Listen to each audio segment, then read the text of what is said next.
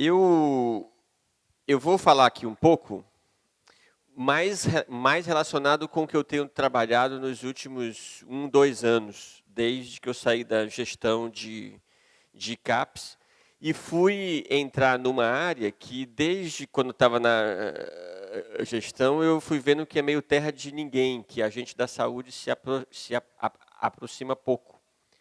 Mas para falar isso, eu queria saber um pouco de vocês. Vocês são da onde, assim, né? Quem aqui é trabalhador de CAPES? Levanta a mão. Opa, é a maioria aqui.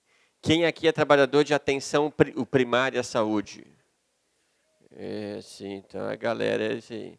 Quem aqui é trabalhador de manicômio? Ou, como quer dizer hoje em dia, hospital psiquiátrico, sei lá. É a minoria, mas tem alguns. Quem aqui é trabalhador do SUAS, do CRAS, CREAS, tem alguma galerinha. Sistema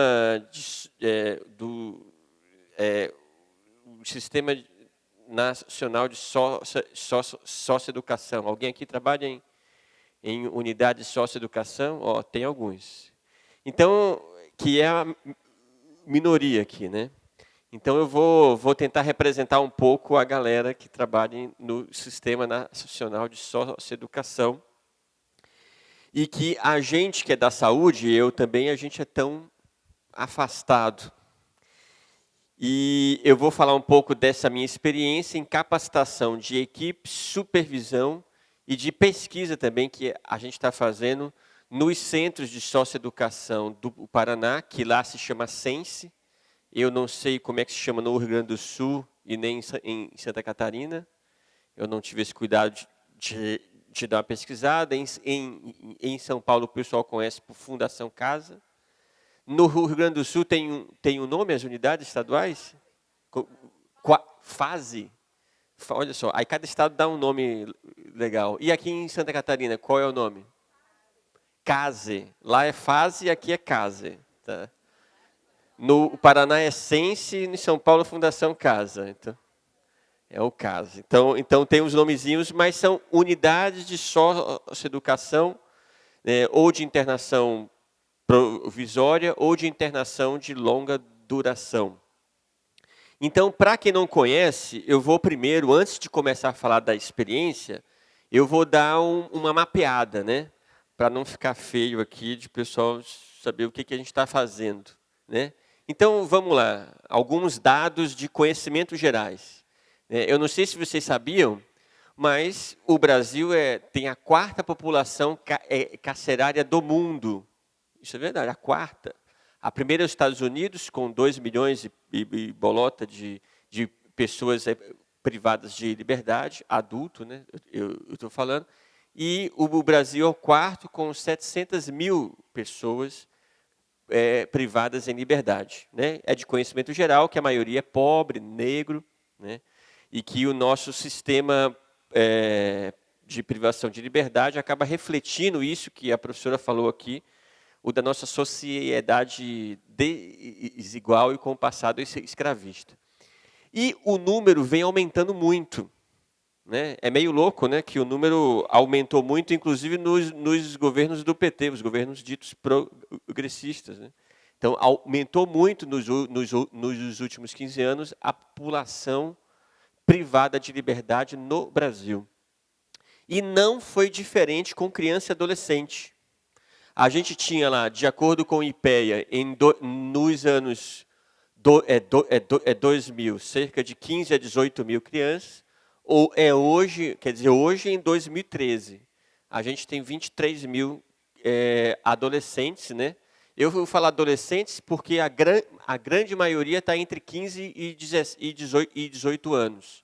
Cerca de 70% do público é nessa faixa etária, de 15 a 18 anos. Né? Então, foi um crescimento em 10 anos de 25%. Isso, gente, esses 23 mil são de jovens privados em liberdade já com a sentença dada. Se eu pego os jovens, que eu vou explicar depois, cumprindo medidas socioeducativas, já são 200 mil no Brasil. É interessante a gente saber disso, porque a gente vive hoje em dia numa falácia que é atualizada o tempo todo, que o Brasil é o país da impunidade, que não há punição suficiente. É quando, na verdade, nos últimos 15 anos, o que a gente tem visto é uma crescente criminalização de tudo.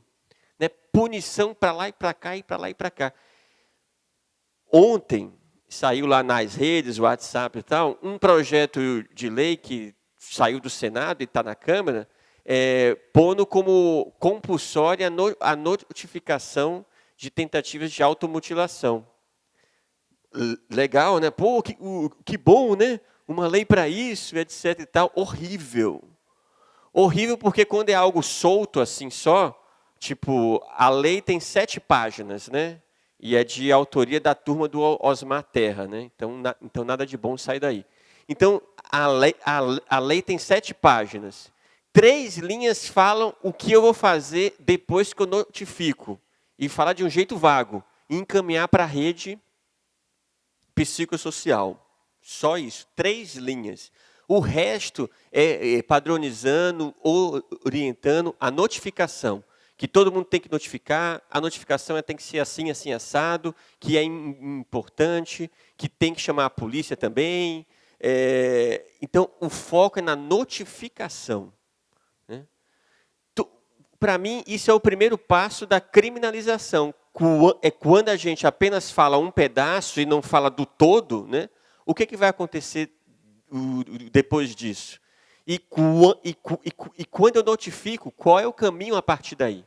Então, qualquer política pública tem que pensar no todo e não em pedaços. O que acontece no depois? Então, aqui só precisa ver uma realidade aqui, né? Dos adolescentes no Brasil, 95 são homens, né? São do século masculino. 60% deles são entre 16 e 18 anos.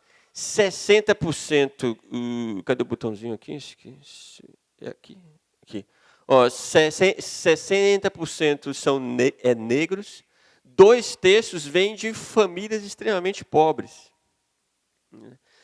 Mais da metade não frequentavam a escola e metade também não trabalharam ao cometer o delito. E a galera vai por roubo, furto e tráfico. Né? O que é meio um retrato, né, do que é a nossa superpopulação carcerária também no Brasil. Né? Como a gente tem uma lei que é muito inespecífica, o que é porte de drogas ou não, qualquer usuário no Brasil vira traficante. Né? Às vezes não precisa ser nem aviãozinho. Se você é pego com drogas, mas é que nem eu, assim, homem branco ordinário, né, com a pinta, etc., você recebe uma advertência. Mas se você é negro, homem, mora na favela, você vai para ali. Então, isso é um retrato do nosso sistema, que é um pouco o espelho do sistema de adultos. Né? Então, e o interessante é que 85%, de acordo com os dados do próprio IPEA, né, já tiveram contato com substâncias psicoativas, né, e 22% deles já tentaram o suicídio. Mas aí, eu vou falar uma coisa para vocês, eu que conheço várias unidades de socioeducação, aí tanto em São Paulo quanto no Paraná, que apesar de todos os problemas, né, sem querer fazer um comercial, entre aspas, as prisões para adolescentes são infinitas vezes melhores do que para os adultos. Querendo ou não, apesar de continuarem sendo prisões, também não dá para romantizar, as pessoas que estão lá, os adolescentes que estão lá, têm acesso à educação, na maioria das unidades de socioeducação no Brasil, tem um tratamento mais individualizado, recebe uma articulação, com uma certa articulação com a rede de saúde e de assistência social no entorno aonde ele vive. É claro que isso é diferente um tanto de estado para estado. Existem estados, porque como o sistema é estadual, né, que são mais organizados, outros menos organizados, né? Mas os sistemas do sul e sudeste, eles acabam tendo várias similaridades, né? Até porque tem mais recursos para a sua estruturação. E esse universo infinitamente vezes melhor é principalmente graças ao ECA, que vai completar o ano que vem 30 anos. Não é coincidência não, hein? A gente tem o SUS, que tem 30 anos. A gente tem a Constituição de 88, que tem 30 anos. A gente tem o ECA, que tem 30 anos. Por quê? Porque foi nesse momento da sociedade brasileira que surgiram várias coisas boas que hoje estão em xeque. Essas coisas boas que surgiram foi muito em função do momento que a gente viveu de redemocratização, que as massas, a sociedade estava mobilizada, né, brigando por um estado do bem-estar social. E é nesse momento que surge o ECA. Opa, a gente tem que ter um tratamento para o jovem em conflito com a lei, diferente do que a gente dá para os adultos, porque as necessidades são diferentes. E a reabilitação desses jovens é maior, de acordo com o que todos os trabalhos demonstram. Eu nem vou dizer maior, eu vou dizer assim, a reabilitação é existente, né? Porque no sistema de adultos eu diria, inexistente. Então, você tem índices relativamente bons de uma taxa de reinternação menor do que nos sistemas de privação de liberdade para adultos. Né? Então, só para dar essa... Apesar de eu começar a partir daqui tecer uma série de críticas também, aí não dá para negar que é um baita avanço esse sistema focado para crianças e adolescentes. E para piorar o debate, né, a gente está no Brasil vivendo um momento de discussão da maioridade penal, né? Aí como se esses jovens não tivessem um tratamento em si quando eles estão em conflito com a lei, né? Se a gente reduz a maioridade penal para 16 anos, vocês viram lá os números. O sistema de educação é quase exclusivamente para a galera de 16 a 18 anos. Então, se a gente apaga esse sistema, esses jovens que estão hoje em um sistema separado, eles vão para onde? Para o sistema geral? A fábrica de piora de qualidade de vida, de maior estigma e de piores índices de reinserção? Uma pergunta. Então, aqui, para quem não conhece, né, a gente chama, então, o jovem que está em conflito com a lei, ele recebe uma série de medidas socioeducativas, né? Essas medidas socioeducativas, elas podem ser feitas em liberdade, né, o que é um grande avanço. Então, hoje a gente tem no Brasil 200 mil jovens cumprindo medidas socioeducativas. A maior parte delas, ainda bem, olha só 10% delas é em regime fechado, de internação. Os outros 90% dessas medidas socioeducativas são divididas em medidas em liberdade, medidas de semi-liberdade e internação provisória. Então, isso é um puta avanço, entendeu? Então, a gente tem, sim, um olhar para o adolescente, né, para o jovem em conflito com a lei, mas esse olhar ele é variado e tem várias medidas que correm paralelamente. Para a gente não perpetuar a falácia que o adolescente que comete crime fica impune. E não é esse o caso, ao contrário disso. Então, uma vez que eu dei essa introdução, principalmente para quem não é do universo da socioeducação, As unidades de socioeducação no Brasil variam entre 20 a 150, digamos, vagas, né? Então, tem entre 20 a 150 adolescentes, sendo que a maioria fica entre 20 a 80 adolescentes. E quem sabe como é viver com adolescente internado, sabe que de 20 para 22 faz muita diferença. Né? Porque tem uma energia, uma coisa sinérgica que, no caso de adolescente, aí quem tem filho adolescente sabe, 1 mais 1 não é igual a 2, né? 1 mais 1 é igual a 1 milhão de pessoas, porque há toda uma sinergia em termos de dinâmica, né? Que só vivendo para acreditar. Então, é um problema ter unidades tão grandes assim. Os estados que têm unidades menores são os estados que têm menos rebelião. Né? Então, os estados que têm unidades maiores, a coisa fica insuportável. E aqui eu vou trazer um caso de uma jovem que está numa unidade hoje em dia, e eu vou fazer uma pergunta para vocês. O nome dela é Grace Kelly, tem 17 anos, é uma jovem depressiva, isso é o discurso do agente, né, que está na unidade de internação. E ela é drogadita, e ela teve 5 internações psiquiátricas antes de vir para cá. Mas ela fugiu de todas elas.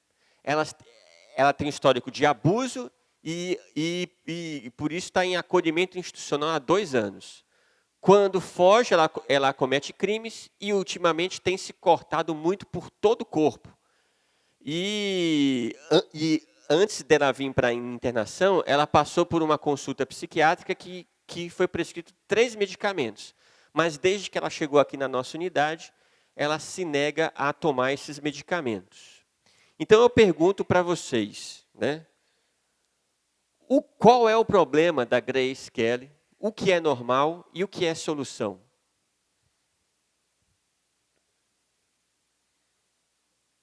Quando eu falo assim, o que é pergunta é tipo uma pergunta, entendeu? Tem uma interrogação no final, assim. Aí, se puder alguém... E aí pode falar daí mesmo e tal, etc. O que vocês acham que é problema, no caso, solução? Fala, mulher.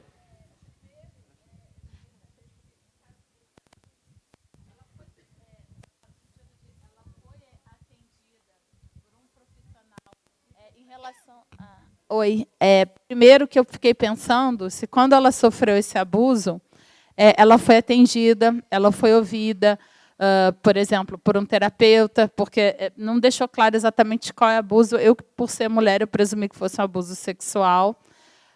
Então, para saber se essa questão do abuso foi cuidada. Né? É muito comum, na nossa campanha, a gente vê isso, muitas meninas que foram vítimas de abuso, elas desenvolvem formas múltiplas de auto-ódio e de automutilação. Né? Então, eu fico pensando, primeiro, se ela foi atendida por essa questão do abuso, essa questão da automutilação também me deixou meio preocupada. Em relação a drogas, aí já é uma questão assim, muito mais ampla, né? Porque a gente sabe que existem pessoas que, a depender de como é a vida dela, a trajetória dela, o uso esperado de algumas drogas, incluindo a droga álcool, né? Estou aqui deixando claro que muitas vezes a gente esquece que o álcool é droga, isso não atrapalha a sua vida profissional, a sua vida acadêmica. Né? Então, a droga teria que ter uma coisa mais ampla. Mas eu fiquei muito preocupada com essa questão do abuso. Então, deixa eu ver se entendi. Na sua concepção, o abuso e a automutilação são os problemas. E a droga é indiferente. Não vou dizer indiferente, eu só acho assim, que teria que ter mais dados para julgar que isso seria. Né? Mas o problema é o abuso e a automutilação. Se puder voltar no quadrinho... Opa, eu volto. Só para confirmar, porque vai tanta coisa a história dela. Não, Sussa, mas fica aí. Fugiu. É só para pegar os principais. Vamos deixar a questão do crime também, a questão do crime, como é que isso, porque ela, por exemplo, se ela tem casa, se o crime ela comete uma rebeldia, se era para comer, aí o crime também é uma coisa meio ampla. Vou passar a bola para mais gente colaborar. Beleza, vamos lá. Vou pegar 3 pessoas. Ser uma, 2, Aqui, tem uma com microfone já. Já. Então, ótimo. Aí depois você lá. O problema que eu vejo é o que uma adolescente de 17 anos, deprimida, drogadita, tomando 3 medicamentos psiquiátricos, que está nesse momento se automutilando, está fazendo dentro de uma casa de internação. Tem várias. Mas uma boa questão. Eu sei. Então, que tem esse várias, é um problema. Mas esse, para mim, é um problema. É um problema. Legal. Ela está numa casa de unidade de socioeducação. Aqui, alguém falou aqui, você. Um dos problemas é que ela, primeiramente, foi vítima de um abuso, portanto, de uma violência, possivelmente sexual, e, por ter sido vítima disso, em vez de se retirar o agressor do lar, ela foi retirada do lar e foi para o acolhimento institucional. Então, o problema foi nisso. Ela foi tirada de lá, ela estava numa situação de risco, foi para uma outra, longe de uma família, e ainda por cima... E mais um problema, ela teve 5 internações psiquiátricas, se ela fugiu de todas, é porque provavelmente ela não teve um tratamento contínuo ambulatorial, então ela ficou fora da família, ficou fora do sistema de saúde e foi buscar as drogas porque ela não tinha mais nada o que fazer, mas a vida para ela não fazia mais muito sentido, a não ser, né, curtir um baratão. Legal. Olha só que interessante, é mais uma colocando que o problema é o próprio Estado, não é verdade? E aí, agora imagine como que eu vou falar isso para uma equipe, né? Olha só, o problema são vocês, entendeu? Então, vocês estão cuidando dessa pessoa, então, vocês são o problema, né? Como? E realmente, no medida que um agente da socioeducação, ele vai tomando crítica, eu acho que ele se mata, não é verdade? Que ele vai ver assim, meu Deus do céu, o que eu estou fazendo aqui? Eu estou sendo agente do Estado, etc. e tal. Mas... não dá para dizer que a gente vive em outro país, em outro planeta. É nesse Brasil, à la Bolsonaro, que a gente está vivendo hoje em dia. Então, aprendam a viver nele. Né? É nisso que a gente está. E como que a gente vive nesse tipo de cenário? Então, isso que a gente está fazendo aqui hoje, o pensar, é importante. Né? E... essa história da Grace Kelly é a história de várias outras adolescentes e adolescentes que estão nas unidades de educação. O grau, gente, e aí tem outros trabalhos que indicam, principalmente quando o adolescente chega na unidade de socioeducação provisória, 2/3 deles têm sinais e sintomas de abstinência. E sabe como os sinais de sintomas de abstinência são tratados? Por Deus, é isso. Algumas unidades têm apoio de equipes de saúde, a maioria das unidades não tem. E quando se fala em saúde numa unidade da socioeducação, é um enfermeiro e um técnico de enfermagem. Isso é quase que 80% dos quadros é quando eu chamo de saúde. Aí alguém pode falar assim, mas lá não tem psicólogo, não tem assistente social. O psicólogo, o assistente social, na unidade de socioeducação, ele tem outra função. Eles são psicólogos jurídicos. Eles estão ali para fazer relatórios, né, para determinar grau de periculosidade, etc. E tal. Então, às vezes, nós que somos da saúde, a gente, então, né, da rede de saúde em torno de um CENSE, a gente sempre acha que as unidades de socioeducação já têm uma baita equipe de saúde multiprofissional dentro e, na verdade, isso não é realidade. Né? Há, então, uma dupla psicossocial que é demandado deles uma outra função. Né? O que se conhece como cuidado de saúde é o profissional de enfermagem. O médico, poucas unidades que têm médico, isso no Brasil, né? Sim, há dados do IPEA. E o grau de integração com a rede é pequeno. Né? São poucas unidades que têm uma parceria legal com o CAPS da região. Se a sua unidade tem, se sinta feliz. Mas isso não é uma regra no território nacional. Isso são dados do próprio IPEA. Bem, e se eu falasse para vocês, no caso da Grace Kelly, que ela, na verdade, essa questão de se cortar, é que o abuso, que aí, quando a gente vai conversar é com ela, mais detalhadamente, ela conta a história do abuso, que na verdade era um tio que sempre viveu com ela, que ele era pastor, e ele, além de abusar dela, a forçava a ler a Bíblia. Então, porque que sempre depois que a abusava, ele queria que ela falasse 2 pecados dela, e aí culpando ela pelo fato dele ter a violentado. Ela, com o decorrer, com seus 13, 14 anos, ela começou a ajudar esse tio na sua igreja. Ela se tornou muito religiosa, e ela entende sim essa questão do abuso como culpa dela. E aí ela começou a ver, porque ela leu em muitos textos, que o que purifica as pessoas é o sangue. Então o corte para ela é algo que representa o alívio. E que é interessante que ela pedia para a equipe deixar ela um pouco se cortar. Ela falou assim: eu não vou me cortar muito, eu vou me cortar pouco, assim. É só para aliviar mesmo. Mas a gente entende, não, isso é errado, né? E aí passa os medicamentos, né? Só que na visão delas os medicamentos são algo mais impuro ainda, né? E ela não aceita tomar os medicamentos porque ela vê o medicamento como parte do abuso em si. Então, o que a gente acha às vezes que a solução é o problema, e o que é problema é solução. Mas quem diz isso para a gente? É a própria pessoa, que é um pouco que vai na linha de que várias palestras falaram aqui com vocês hoje, que não há uma história única, que nem foi falado, repetindo, mas que a gente escuta muito pouco as histórias dessas pessoas. Então, um grande trabalho que a gente tem nas unidades de socioeducação, quais a gente faz capacitação, aí no caso a Universidade Federal do Paraná, treinar os agentes de socioeducação para eles acolherem a demanda, assim. Se vem a adolescente que acabou de chegar na unidade e está chorando, eu tenho que conversar com ele numa salinha separado. Eu não posso deixar esse trabalho só para o psicólogo. Então, os agentes de socioeducação, apesar deles receberem, às vezes, uma função de agente carcerário, eles têm que se ver também com agente de escuta. Isso ajuda muito a ampliar o acolhimento, sim, aí dentro da unidade de socioeducação. Opa.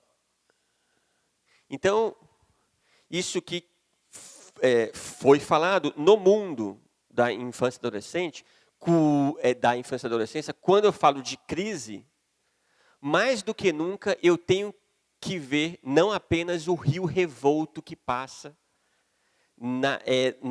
naquele estuário, mas as margens que o oprimem. Então, muito das crises que a gente vê nos adolescentes, elas são quase 100% das vezes reativas a alguma coisa. E entender o ambiente é importante. Então, falando de alguns desses gatilhos que são descritos nas unidades de socioeducação no Brasil. O primeiro deles é o desejo de liberdade. Então, quase a totalidade dos adolescentes que chegam numa unidade de socioeducação não é que tem sintomas de depressão, não. É que qualquer um de nós ficaria muito mal a estar numa prisão, principalmente se você tem 15 anos de idade.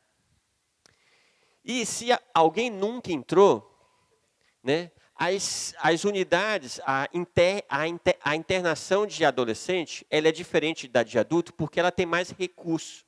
Então, a gente vê aqueles filmes lá das prisões de adulto, que é um monte de gente, que é superlotado, etc. E tal. Na criança e adolescente é diferente. Geralmente eles têm celas com duas pessoas, 3 no máximo. Eles ficam muito mais tempo sozinhos do que em grupo, né? Então, por quê? Porque a gente pensa que isso é melhorar a segurança, garantir uma cama. Isso é bom também, mas cria um ambiente como se fosse de prisão de filme dos Estados Unidos, né? Onde tem tem a sua cela, assim, cada um, mas eles ficam dupla ou em separado, e dependendo da unidade, horários de sol muito controlados. As atividades terapêuticas são dentro da própria unidade. A escola, então, é tipo, eu estou na minha cela aqui, né? Aí das 4 às 5, sei lá, então das 9 às 10h30 é a escola. Eu saio de uma cela e vou para outra cela, né? Então, é um ambiente que, querendo ou não, há uma artificialidade. Lembrando o tempo todo que você está preso. E essa questão da lei, sim, o tanto que a gente transforma o meio reativo, ou a gente para de enxergar o meio reativo, aí para então, o que eu vou falar, transformar a reação a esse meio em diagnóstico. Então, o que eu faço com o Carlinhos, que desde que chegou, já tentou se matar 2 vezes, na visão da equipe. E quando eu vou falar com o Carlinhos, ele fala que não quer estar mais ali. Que ele está ali só há 2 semanas, mas aquilo não é para ele, que os meninos estão, não estão falando com ele ou estão ameaçando ele.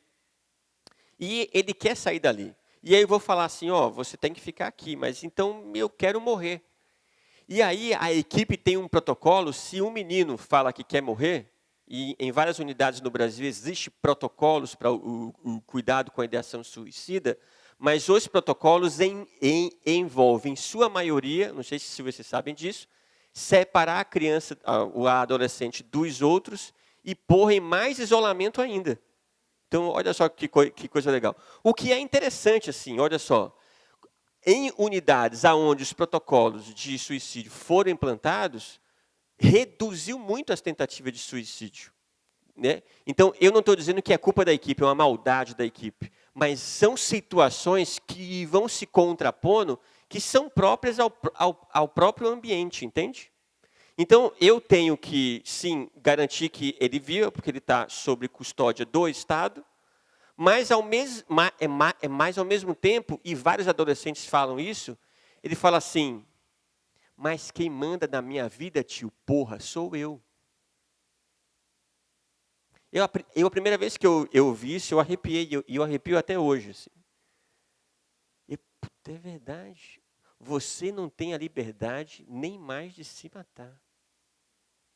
Foda, né? Mas, ao mesmo tempo, eu vou fazer o quê?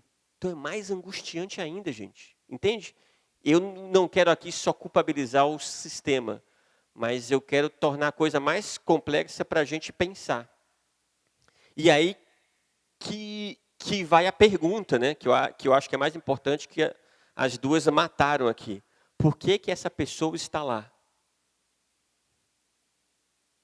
Uma pessoa que a gente vê que na entrada já há um sinal de abstinência, que já tem um histórico de sofrimento mental ou de abuso. Né? Por que essa pessoa está na unidade de socioeducação? Essa é a pergunta interessante. Então, as próprias regras institucionais, elas são causa de sofrimentos e tentativa de suicídio. A distância da família e de conhecidos. As regras dos grupos internos, então várias crianças vários adolescentes se identificam isso como um problema. Opa. As fantasias e frustrações, porque muitos sabem, eu estou aqui, mas e lá, o que está acontecendo na minha casa? E a minha mãe que está usando drogas, quem é que está cuidando delas? E muitos adolescentes trazem isso como culpa ainda. Eu estou aqui e eu estou piorando ainda mais a vida de minha mãe. A minha mãe agora não está se tratando porque eu estou aqui. Ela entrou em depressão porque eu estou aqui. Então, isso tudo passa pela cabeça do adolescente.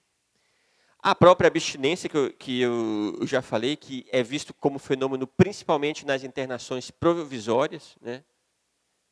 Então, a galera que trabalha em internação provisória aí sabe muito bem o que é.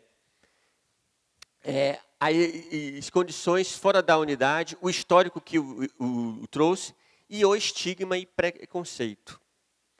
O estigma e preconceito vem, na minha análise e nas pesquisas que a gente faz, é tanto da sociedade, da própria família, da vizinhança, mas também dentro da equipe.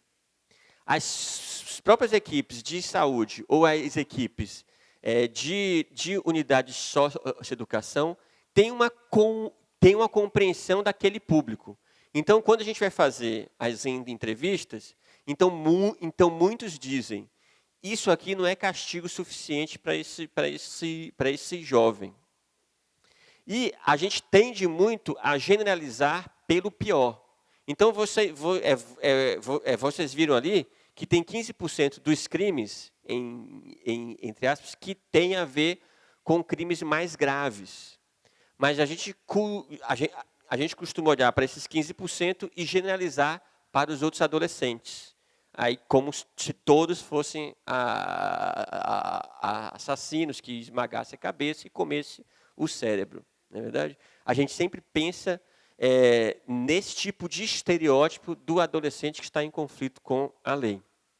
Então, várias equipes que eu venho conversado, e quando você tem um ambiente mais tranquilo, principalmente os agentes de socioeducação, eles trazem esse olhar que é desperdiçado de dinheiro com esses jovens, né? O interessante é que esse entorno, ele é importante, e eu vou dar só um exemplo para vocês de 2 unidades, que eu não vou dizer o nome aqui, mas são 2 unidades do Paraná e tentar caracterizá-las. Tem uma unidade de socioeducação que tem 88 internos. Ela funciona com equipe completa de agentes, tem horários fixos para as suas atividades, mas tem uma taxa de tentativa de suicídio de 9 por ano. E há mais ou menos 8 meses atrás, aí teve um suicídio dentro dessa unidade X. A equipe, depois do suicídio, ela foi treinada para tornar mais rigoroso o protocolo do suicídio. Assim que eu identifico o adolescente que fala que quer se matar, eu separo ele dos outros e eu fico cuidando para não ter escova de dente, objetos pontiagudos, cadastro de sapato. Eu ponho a minha vigilância em cima desse adolescente, né? E é uma unidade extremamente treinada para fazer a contenção. Eles fazem o que chamam de porquinho, né? Que é para o adolescente assim, de costas, em menos de 18 segundos. Né? Eu fazia capacitação com eles e cronometrava, e eu não vi o que estava acontecendo. Quando eu vi, eu já estava já de porquinho algemado. Então, era muito rápido mesmo.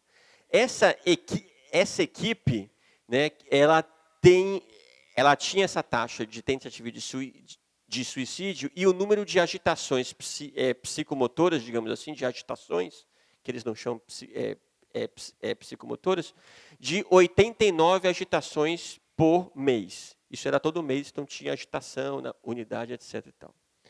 A gente tem a unidade número 2, que é uma unidade que tem 20 adolescentes. A equipe não está completa, mas que o agente da socioeducação ele é liberado para fazer muitos acolhimentos. Dentro das celas dessa unidade de socioeducação, eu não estou mentindo, mas é de unidade X, olha só. Tem uma TV com o Netflix. Então, eles escolhem o filme que vai passar, etc. E tal. Além disso, eles têm horários mais flexíveis para as suas atividades. Quando eu fui conversar com um jovem dessa unidade, ele falou assim para mim,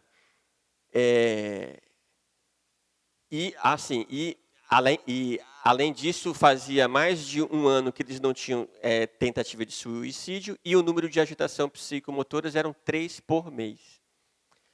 E aí eu perguntei para esse adolescente assim, mas, cara, você gosta daqui? Aí é uma pergunta ruim, né? Não, aqui é muito bom, tio, aqui é maravilhoso, pô, os tios aqui são fantásticos, etc e tal. Eu falei assim, qual é a maior punição que você pode receber na unidade X aqui, que tem o Netflix? Não, tio, se falarem para mim que eu vou sair daqui, eu obedeço direitinho, assim. Porque aí o pessoal da unidade X fala assim, ó, se você ficar assim, você vai para a unidade Y, que é a primeira unidade que eu comportei. Acabou. Essa é a pior coisa que pode acontecer. Agora, vai o pessoal da unidade X descobrir que tem Netflix na unidade Y. Eles sabem, mas eles acham errado. Mas como assim? Isso não é punição o suficiente. Entende? Então, o que eu quero trazer com esse estudo de caso de 2 instituições é que o ambiente importa, sim. Algo meio óbvio, mas não é ao mesmo tempo. Entende? Apesar de eu estar numa unidade que é posta com o mandato social de dar uma punição, quanto menos essa punição parece ser punição, melhor. Porque, no fundo, não é a punição que está pegando, mas é como eu vou trabalhar com aquele jovem para ele se... E a palavra reabilitar é ruim mesmo, entendeu? Mas como a gente vai pegar aquele período e ter um tempo para articular o cuidado dele, também fora ali da unidade de socioeducação. Por isso que, ao menos, as medidas socioeducativas, elas trazem, isso é um super avanço, essa ampliação. A internação é apenas parte do processo de reabilitação. Eu preciso do envolvimento da rede de saúde e da rede de assistência para trabalhar com a família, enquanto o adolescente está internado, para não passar essa imagem de que ele é abusado, mas é o próprio adolescente que é, então, castigado aí, por ter sido vítima de alguma coisa.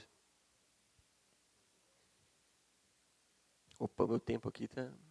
Então, mas ao invés, e aí esse é o contraponto que eu queria trazer para vocês, ao invés desse olhar, o olhar do entorno, eu vejo o olhar do sintoma. Se eu pego os trabalhos científicos, entre aspas, que eu tenho hoje em dia, no Brasil, eles são focados em morbidade psiquiátrica entre adolescentes com conflito com a lei. Esse é o olhar, gente. Prevalência dos transtornos psiquiátricos em jovens infratores na cidade do Rio de Janeiro. Esse é o olhar. Então, por isso que eu estou falando que parece ser simples, mas de fato não é, porque se vocês pegarem qualquer base de dados e forem ver como que o sofrimento mental é enxergado no ambiente de privação de liberdade, ele vai ser enxergado mais como culpa do adolescente. Fora uma dissertação de mestrado ou outra, que não é publicada, de um aluno de psicologia, entendeu? É claro que tem. Mas o grosso das publicações tratam de prevalência dos transtornos psiquiátricos. Né? Os trabalhos nem chamam de transtornos mentais. Né? Olha só, aqui é um trabalho publicado, chama, e na ciência e saúde coletiva ainda, né? E chama de transtornos psiquiátricos, que ainda nem é o nome correto. Né? Então, imagine. Então, o que a maioria dos trabalhos indicam? Que a gente tem diagnósticos, adolescentes com problemas, e não adolescentes que sofrem do seu entorno. Então, transtorno de conduta, abuso de substância. Olha as prevalências, gente. É tipo assim, 70% da EV, a culpa é do menino. Entende? Ele tem transtorno de conduta. Se eu tivesse, mas as prevalências são altíssimas dos trabalhos brasileiros e, para a gente não ficar triste, dos internacionais também. Né? A gente também não é só essa maldade toda. Né?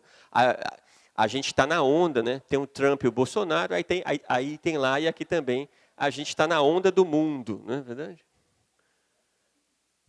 Então, aí vem a grande pergunta, quem sabe o que eu tenho? Né?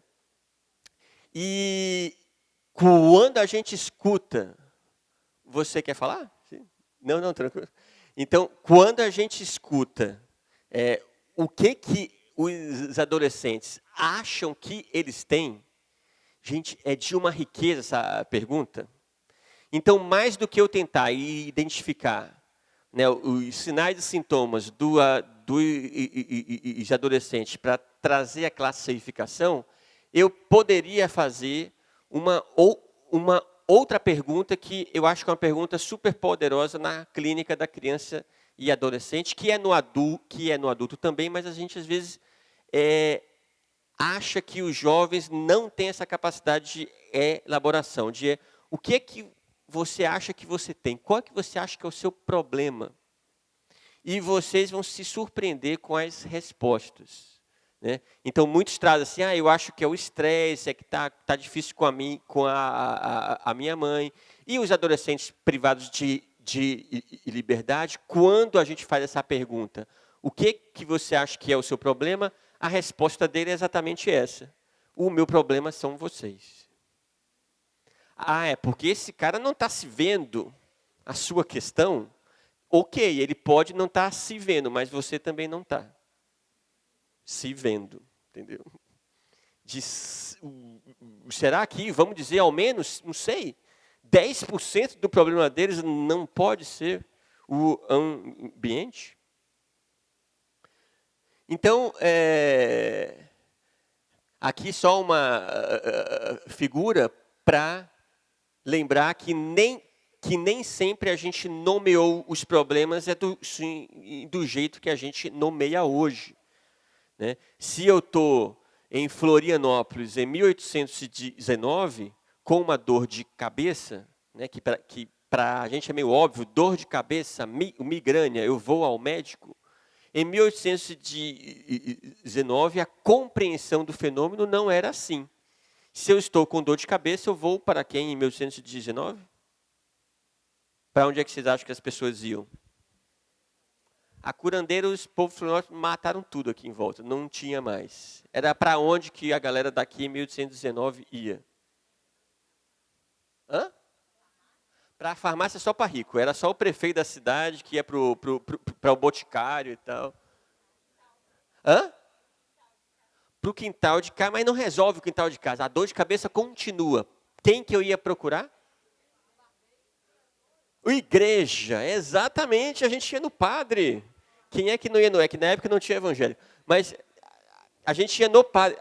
Alguém aqui já foi no padre? Aí você se confessar. E o que é que o padre fazia? Antes de rezar. Conversa, e escutava, né? O padre, gente, vocês nunca foram em padre, não? Os padres escutavam a gente, ouvia, entendeu? O que está rolando? Ele não fala rolando, ok? Mas ele escutava a gente primeiro. Os padres tinham um paradigma explicativo da realidade, que era o paradigma de, está faltando fé, etc. Tá? Os padres, eles prescreviam também 20 Ave Marias, 10 Pai Nosso. E resolvia? Às vezes não. Na maioria das vezes resolvia. Por quê? Porque não só o padre acreditava, a gente acreditava. Hoje em dia, a gente vive outro paradigma explicativo. O que é complicado, não é verdade? Nem o mais crente dos mais crentes, quando a gente está com dor de cabeça, vai ao pastor. Não vai. Infelizmente, vai ao médico, à médica, na unidade de saúde, no hospital, procurando o seu plano. Então, gente, olha só, essa crítica do paradigma explicativo é importante, né? E eu não estou imune a ela, mas é para a gente entender que o jeito que a gente explica as coisas hoje não é verdade absoluta. É só um jeito de interpretar a realidade. E é um jeito que talvez hoje em dia seja mais aceito. É mais aceito hoje em dia eu dizer que um jovem tem transtorno de conduta do que dizer que ele é um bandido. Do que ele dizer que ele é um menino Peralta. Né? Não, isso não existe, meu Deus. Como é que chama no Sul? Não é Peralta, não? Sei lá. Um menino sapeca, travesso, é meio burrinho. Isso são julgamentos morais. Né? Ok, não é legal chamar o cara de burrinho. Mas, para escapar do julgamento moral, a gente criou um julgamento diagnóstico. TDAH. Né? E que eu até entendo que talvez a pessoa seja mais escutada com esse diagnóstico. Mas não é o caso das pessoas, dos adolescentes privados de liberdade. O diagnóstico muitas vezes serve para não ampliar o diálogo, mas para fechar o diálogo. Então, porque isso é um caso que é um problema do menino, não é a questão da equipe, o entorno. Eu paro de olhar para tudo isso e o adolescente precisa de um psicotrópico. E aí vou dar outro dado para vocês que eu não trago em tabela aqui, porque essa pesquisa está em andamento ainda. Então é complicado. Aí eu só falo, apesar de estar gravando, né? Verdade, é complicado. Mas beleza. Mas existem unidades socioeducação que de 20 adolescentes, 18 usam psicotrópicos. Né? E mais que isso em alguns casos. Olha só, 90% nessa unidade de socioeducação X usa psicotrópico. E isso é visto pela equipe como algo bom. É claro, é melhor ele ficar aí calminho do que ele ficar agitado, etc. E tal. Vários sistemas no Brasil, estaduais, fizeram parcerias, dá o exemplo do sistema de São Paulo, com ambulatórios de psiquiatria. Então, a Fundação Casa tem uma parceria forte com a Universidade Federal de São Paulo, né, que então criou um programa de causa os jovens em conflito com a lei, porque tem essa compreensão de que o jovem tem um diagnóstico. É ruim isso? Não, se não fosse só isso que é ofertado. Esse é o problema. Eu não sou contra medicar, dependendo da situação, etc. E tal. O problema é que isso vira a única ferramenta oferecida ao Estado. E que, se a gente não faz uma crítica disso, a gente acaba usando discursos de justificação dessa ação. Eu vou dar outro exemplo em relação a jovens, a mulheres. Tem um aluno meu que foi legal a pesquisa, mais para ele do que para qualquer coisa. Que ele atuava numa equipe médica do município, dando apoio a uma unidade feminina. E que, então, ele prescrevia anticoncepcional para todas as mulheres, então, as jovens. Né? Então, as jovens que estavam lá, elas usavam anticoncepcional. E ele considerava isso uma coisa legal, né? A gente está prevenindo para a pessoa não engravidar, etc. E tal. Mas elas estão presas, né? Como é que vão... Ah, não, mas tem outra coisa também, Davidson, né? O pessoal lá do sistema não fornece absorvente, porque falta no estado, etc. Então aí fica melhor, porque fica mais limpo, etc. E tal. Aí eu perguntei para ele, legal para pôr na sua dissertação de mestrado. Você está ajudando quem? O Estado ou as meninas? Entende? E ele, puta cara, que profundo isso. O pior é que não é nem tão profundo assim. Entendeu? Mas foi legal que a pesquisa fez esse aluno Y, mas depois, se vocês procurarem na internet, dá para descobrir, ele vai a ter esse tipo de reflexão. Então, e aí eu vou correr um pouquinho, porque meu tempo está se esgotando aqui. Então, aqui é só para trazer que esse tipo de anamnese, né? Aí eu sei que o slide está meio ruim, porque estava pequenininhas as letras, mas a gente tem várias anamneses para crianças e adolescentes, e elas são horríveis. Esse instrumento clínico da anamnese, olha só as perguntas. Então, você... como é que é? Você tem... Opa, isso, apareceu. Você tem dificuldade para começar a urinar? Tem urge incontinência? Molha a cueca ou calcinha? Perde a urina sem sentir? E gotejamento excessivo logo após urinar? Manobras de contenção. Sabe? É um negócio assim. Isso a gente chama de clínica, entendeu? Isso é um questionário, na verdade. E a gente tem vários exemplos, né? Várias unidades só de educação, quando a gente foi a avaliar, as equipes de saúde têm esses instrumentos, que são instrumentos que, não sei se eles são mais para a gente do que para descobrir o problema ou qual é a interpretação daquele jovem que ele tem. E só para vocês verem que a questão do entorno é importante, eu lanço aqui um outro artigo sueco, né, que pega a questão do autismo, comprovando que em 50% dos casos o ambiente é determinante para o desenvolvimento, entre aspas, desse tipo de manifestações. Então, eu trago aqui um autor, que é o Arthur Kleinman, que inspirou muito essa teoria da clínica centrada na pessoa, né?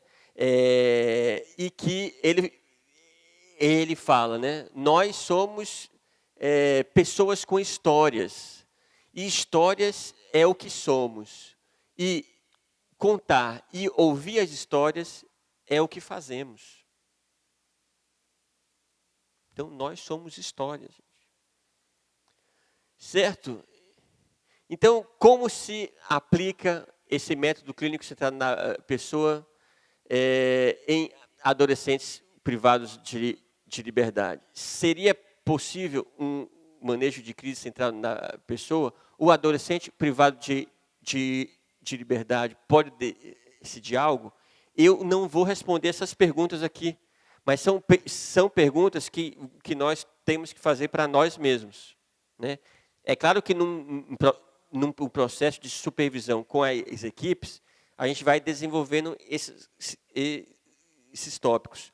O interessante é que as equipes de unidade de educação, quando elas têm supervisão, elas são postas a pensar, elas vão mitigando um pouco esses preconceitos que elas mesmas têm. E, para mim, no caso, foi muito importante ouvi-las, foi que aí que eu fui percebendo o tanto também que elas são isoladas. E que vocês aí, a maioria aqui que é de CAPS e que é de Unidade Básica de Saúde, é muito confortável estar na sua própria demanda, porque é uma demanda dura essa. E que muitas das equipes de educação têm dificuldade de fazer rede com os equipamentos de saúde. Ok? Mas aqui, acho que eu vou ir parando por aqui, mas eu vou mandar os slides para o Pablo, né? E tem um material de manejo de crises, que na verdade não fui eu que escrevi, é do Ministério da Saúde de 2015, mas ele foi interessante porque tem uma equipe, inclusive a psiquiatra que o Ricardo Gon falou, a Ana Maria Loboski, né? Ela também participou da elaboração desse manual de crise, e é um manual bem interessante para a gente ampliar mais o olhar para o entorno e parar de ficar procurando apenas na causa da crise no adolescente em si. Ok?